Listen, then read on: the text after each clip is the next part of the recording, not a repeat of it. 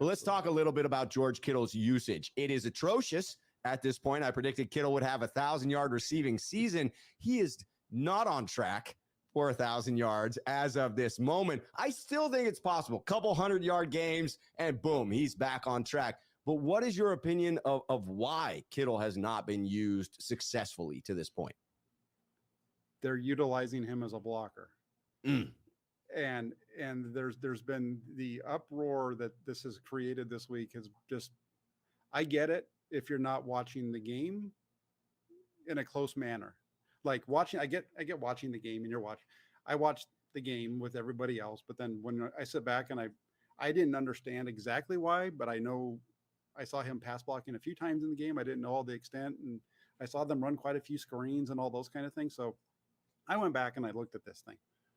Kittle was on the field for 27 of 28 dropbacks for Jimmy Garoppolo. The only one that he wasn't on the field for was the one at the end of the first half when he just threw the ball into the stands to end in the first half. Of those 27 snaps, George Kittle was his primary responsibility was to block, whether he's pass blocking or blocking for a screen, 10 times. 10 times. That's 37% roughly. Now, that leaves 17 plays in which he ran a route. On one of those plays, Jimmy Garoppolo scrambled. So that leaves 16 times that George Kittle ran a route in the game and Jimmy Garoppolo actually threw a pass. You want to know who the leading target was on those 16 passes? It was George Kittle with 4. Wow.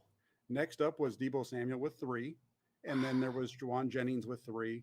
And then you have Kyle Juszczyk, Jeff Wilson Jr., Ray McLeod, and Ross Dwelly. So this whole thing is I get it. People want to look at PFF and they look at, without doing the work, you look at PFF and you see PFF says that he's only been in pass blocking 6 times in the first 2 games he's played. But PFF is not looking at the whole picture. I think they're they're way off on that number. Yeah.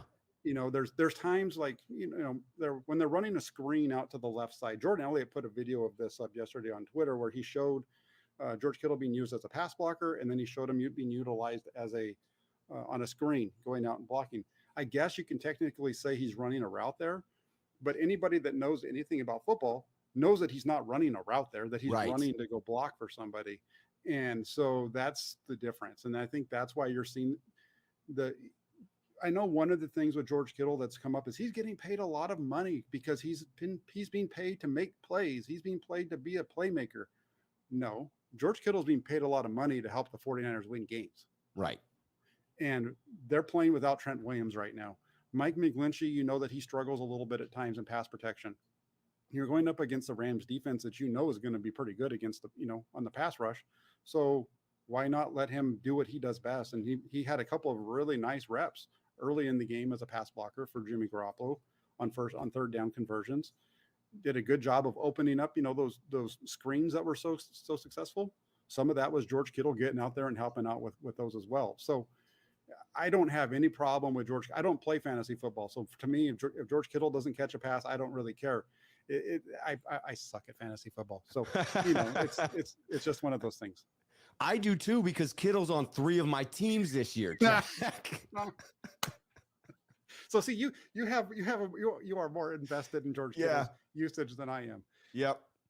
I'm very invested in it. Okay. So you've done that. I mean, astute observations there, Jack. And I do think that a lot of what Kittle is used for, if you're not looking at it intelligently, you might think he's running a route, but really he's running interference on someone else's route there. And after this observation, I agree with you. Kittle is being paid all that money to help the 49ers win, and they will use him however they see fit, whatever adds the greatest value to the offense. My question to you is, after doing this little research project and realizing why Kittle is not getting the targets that he should, do you feel that the 49ers are, in fact, utilizing Kittle in the way that best helps them to win games right now, acknowledging that it's a huge blow to have Trent Williams out and then lose Colton McKivitz? And to your point, Mike McGlinchey may struggle even fully healthy, but is probably still knocking off some rust.